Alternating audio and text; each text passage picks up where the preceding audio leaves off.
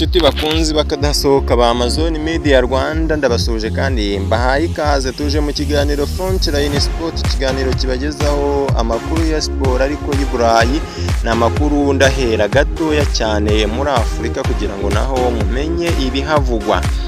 Ghana yiyongereye kuri Djibouti, Senegal, Maroc, Cape Verde, Algeria, Tunisia, Gabo n'agatego kamwe rukumbi katsinzwe na rutahizamu wa Tottenham Mohamed Kudus agatsinda igihugu cya Comoros.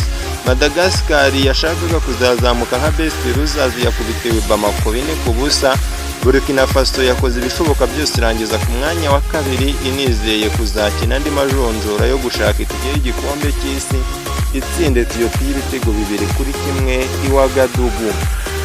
Ikipe ya Cape Verde amateka yo kujya mu gihugu cy'isi bwa mbere yayanditse, ni nyuma yo gutsinda Eswatini.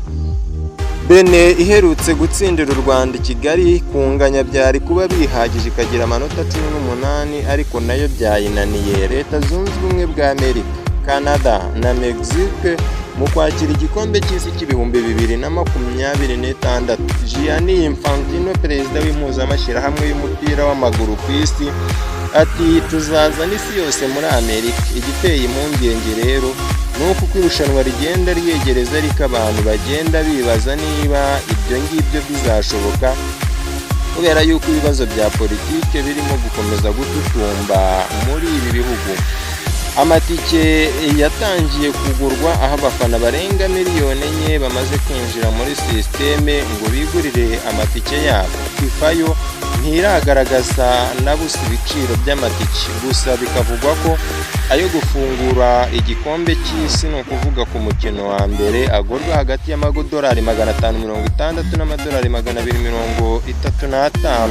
Ariko ku rundi ruhande viza nazo zikomeje guteza impungenge, mu gihe abayobozi n'abafana bose b'ibihugu byose by'isi bazaba bemerewe kwinjira muri Amerika nta vangura.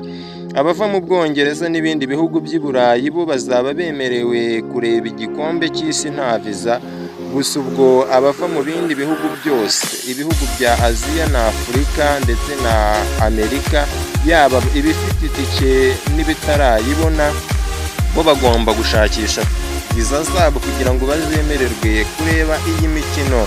Anyamara ariko ibi ngibi bihabanye cyane nuko byagenze mu gikombe cy'isi cyabereye mu Burusiya 2018 ndetse n'icyo muri Qatar cyo mu 2022. Ndabona amasaha ahuje imyambi, reka nshimire